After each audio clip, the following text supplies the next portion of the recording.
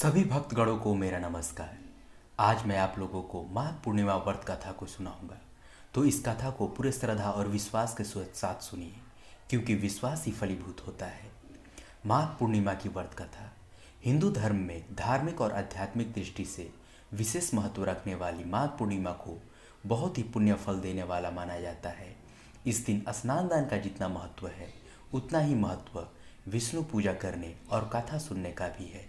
तो आइए इस कथा को विस्तार पूर्वक सुनते हैं। पौराणिक कथा में वर्णन मिलता है कि किसी नगर में धनेश्वर नाम का एक ब्राह्मण रहता था। उसकी पत्नी रूपवती, पतिव्रता और सर्वगुण संपन्न थी। बस दुख था तो सिर्फ इस बात का कि उनकी कोई संतान नहीं थी। यही कारण था कि वो दोनों बहुत चिंतित रहते थे। एक बार उस नगर में एक महात्मा आए। वो नगर के सभी लोगों से दान लेते थे, लेकिन धनेश्वर की पत्नी जब भी उन्हें दान देने जाती तो वो उसे लेने से मना कर देते थे। एक दिन धनेश्वर ने उन महात्मा के पास जाकर पूछा, हे महात्मन, आप नगर के सभी लोगों से दान लेते हैं, लेकिन मेरी पत्नी के हाथों का दान क्यों नहीं स्वीकार करते? हमसे अगर कोई भूल हुई हो तो हम ब्राह्मण दंपति आपसे क्षमा याचना करते हैं।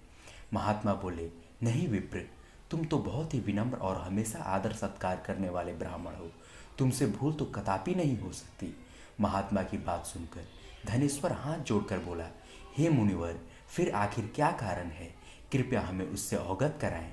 इस पर महात्मा बोले, हे विप्र, तुम्हारे कोई संतान नहीं है और जो दंपति निसंतान हो उसके हाथ से भिक्षा लेना अधम या पापी के हाथ से भिक्षा ग्रहण के समान है। तुम्हारे द्वारा दिया गया दान लेने के कारण मेरा पतन हो जाएगा। बस यही कारण है कि मैं तुम दंपति से दान स्वीकार नहीं करता। महात्मा के ये वचन सुनकर धनेश्वर उनके चरणों में गिर पड़ा और विनती करते हुए बोला, हे महात्मन, संतान ना होना ही तो हम पति पत्नी के जीवन की सबसे बड़ी निराशा है। यदि संतान प्राप्ति का कोई उपाय हो तो बताने की कृपा करे। मुनिवर, ब्राह्मण का दुख देखकर महात्मा बोले, हे विप्र, तुम्हारे इस कष्ट का एक निवारण अवश्य है। तुम 16 दिनों तक श्रद्धापूर्वक काली माता की पूजा करो। माँ प्रसन्न होगी तो उनकी कृपा से अवश्य तुम्हें पुत्र रत्न की प्राप्ति होगी। इतना सुनकर धनेश्वर बहुत खुश हुआ। उसने कृतज्ञतापूर्वक महात्मा का आभार प्रकट किया और घर आकर पत्नी को सारी बात बताई। पति पत्नी को महात्मा के द्वारा बताए गए उपाय से आशा की एक किरण दिखाई दी और धनेश्वर माँ काली की उपासना के लिए वन चला गया। ब्राह्मण ने पूरे 16 दिन तक काली माता की पूजा की और उपवास रखा। उसकी भक्ति देखकर और विनती सुनकर माँ ब्राह्मण के सपने में आई और बोली, हे धनेश्वर, तू निराश मत हो।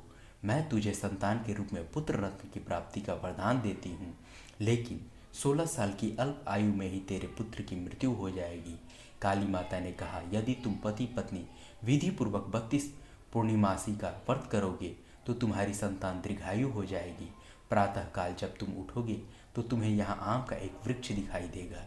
उस पेड़ से एक फल तोड़ना और ले जाकर अपनी पत्नी को खिला देना। शिव जी की कृपा से तुम्हारी पत्नी गर्भवती हो जाएगी। इतना कहकर माता अंतर्ध्यान हो गई। प्रातःकाल जब धनेश्वर उठा तो उसे आम का वृक्ष दिखा, जिस पर बहुत ही सुंदर फल लगे थे।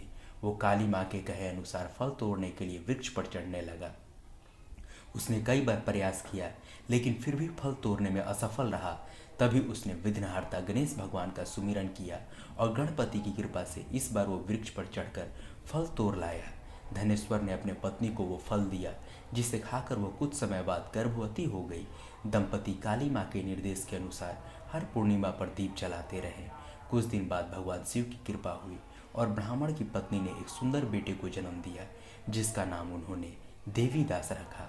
जब पुत्र 16 वर्ष का होने को हुआ तो माता पिता को चिंता होने लगी कि इस वर्ष उसकी मृत्यु निश्चित है।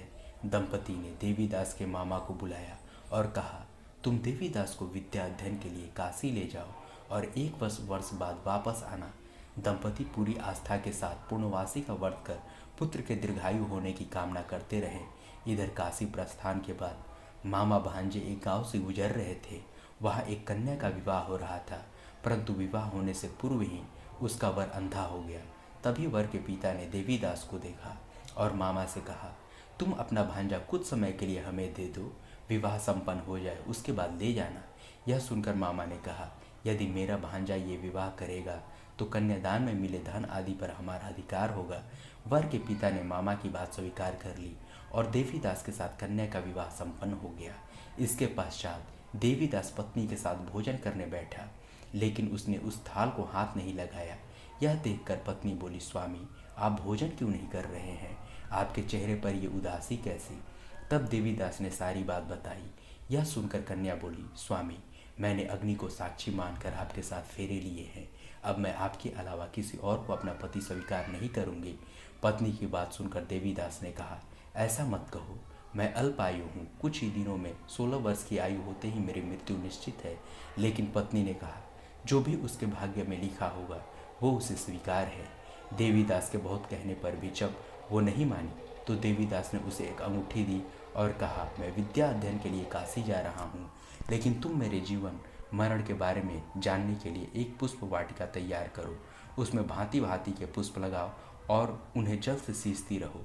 यदि वाटिका हरी भरी रहे, पुष्प खिल रहे, तो समझना कि मैं जीवित हूँ, और जब ये वाटिका सूख जाए तो मान लेना कि मेरी मृत्यु हो चुकी है। इतना कहकर देवीदास काशी चला गया। प्रातःकाल जब कन्या ने दूसरे वर को देखा तो बोली, ये मेरा पति नहीं है, मेरा पति काशी पढ़ने गया है। यदि इसके साथ मेरा विवाह हुआ है तो बताए कि रात्रि में मेरे और इसके बीच क्या बातें हुई थी और इसने मुझे क्या दिया था।